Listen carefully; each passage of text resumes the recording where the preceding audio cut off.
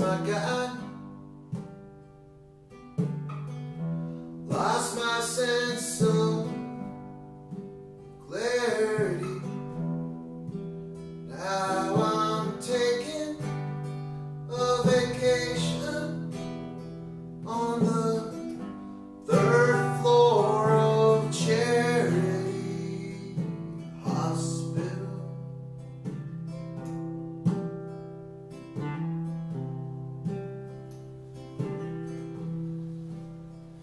I lost my lover, lost my strength, lost my chain and my favorite saint. Well, now I'm strapped on my back, hoping that I don't faint again.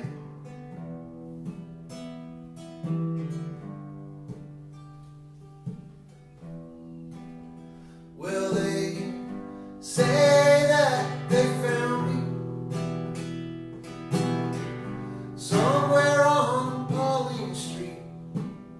My hands and clothes were stained like, I guess I've been out picking blackberries. They found a ball being hammered lying underneath your old porch swing.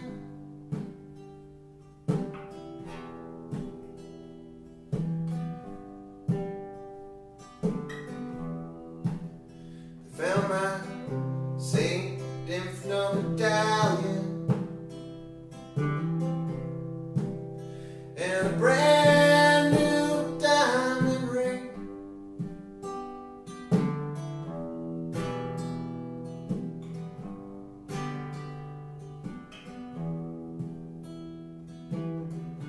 Could you bring me a bouquet of baby blue forget-me-nots?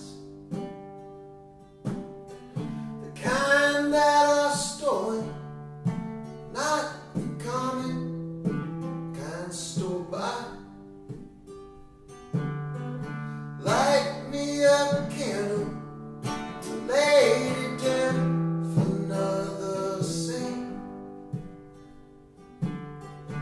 On your way out, could you please loosen my restraints? Forget me not,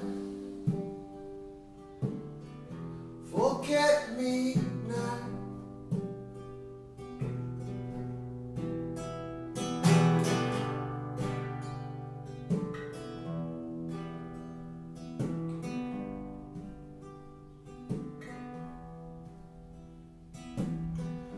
I've been waiting and waiting in this mad lonely tower for you to come see me during visitors' hours.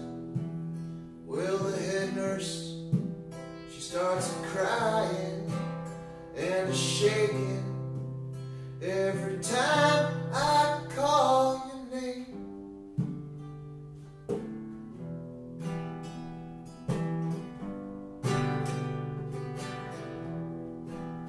And the detective man, he's just sitting there smiling.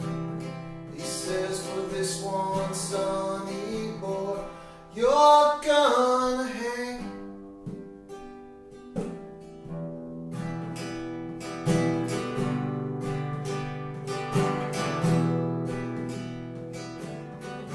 Could you bring me a bouquet of baby blue forget-me-nots?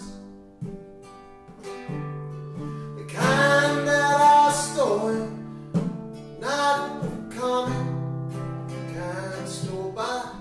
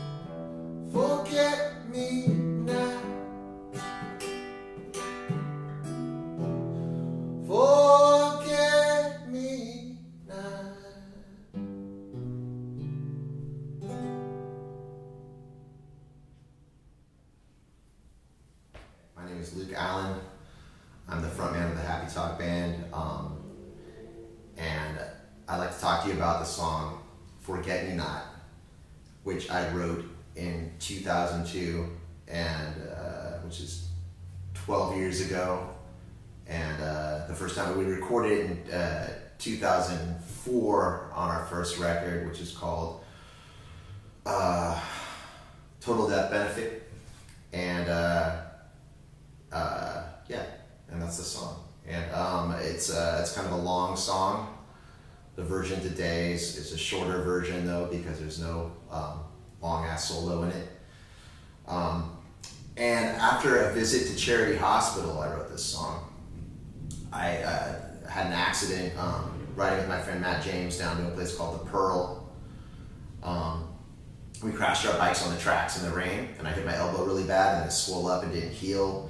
And I ended up in Charity for like 5 days with like an IV with antibiotic on it. And during that time, I was told about the 3rd floor of Charity Hospital, which is the psych ward, or was the psych ward back when we had a Charity Hospital, which we don't have anymore, which I guess is maybe going to be City Hall now, which is really weird. A lot of ghosts there, maybe. And anyway, so I spent like 5 days there and started writing the song a little bit about the psych ward, and then different elements in my life happened that kind of combined to go into the song. One was riding with a girl I was seeing at the time on our bikes, really drunk, and she crashed her bike into me, and then we both crashed in the middle of the street. And as I was lying in the street, I looked under a car next to me, and there was a ball peen hammer, and that's why that's the weapon in the song. You weren't that good at riding your bike back then, it sounds like. Well, no, I was. She crashed into me on purpose. I was really... Oh, yeah, you're right. That's 2 bike wrecks in one story. Yeah, neither of them. Well, I don't know. Yeah, you're right. And then the losing my Saint Dymphna, that's years before that, way before that, I used to wear this little St. Jude that a Catholic girl gave me that I was singing.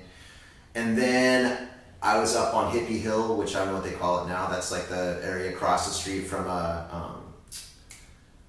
St. Louis Cathedral, you know, like across the Decatur Street, the little steps. Before there were steps there, it was just a hill where all the hippies would hang out. And this girl gave me a St. Dymphna for 2 cigarettes, and I started wearing that. And then when I went back to Niagara Falls to this girl's mom's house, who was very hardcore Catholic, she told me that St. Dymphna is the patron saint of mental illness and what business did I have wearing that. And I said I got it for 2 cigarettes. And one night on Decatur Street, I had a little scuffle with another guy, and the chain broke, and I lost both saints. And something else too. A little archery medal from, yeah, whatever. I lost all that, so that's about losing the saint. And then the Pauline Street thing, there was a murder on Pauline Street during the same time. And I can't remember if it was a domestic thing or if someone was from Pauline Street or if it happened on Pauline Street. But all these things basically came together at the same time. And then my drummer at the time was Andy Harris, and I had pretty much pieced the lyrics together but couldn't find the music. And at the time, he lived at a house across the street from BJ's, and we sat there, and he barely played guitar at all, but he basically just grabbed a G chord, and then he went to an E chord, and then I made it like a, you know, made it an E minor instead.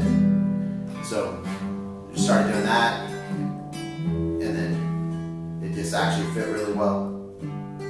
And then the actual Forget-Me-Nots thing, I'm just like, I like flowers a lot. Since I was a kid, my mom was really into wildflowers, and I knew the name of all the wildflowers. And Forget-Me-Nots grew around the house, and they're such a simple, pretty flower with no smell at all, you know? Little baby blue, light blue, and little yellow dot in the middle, very small blossoms.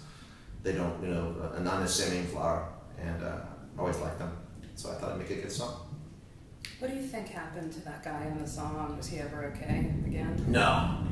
And I like that idea too, is that like basically that, you know, this is, you know, he's killed his, you know, his fiance or his girlfriend, and he doesn't remember it at all. He's during a blacked out rage or whatever. And he's calling for her. He's, you know, this is the one he loves the most. He doesn't know that she's gone, and he wants her to come and save him, to come and untie him, you know, and she's not going to come.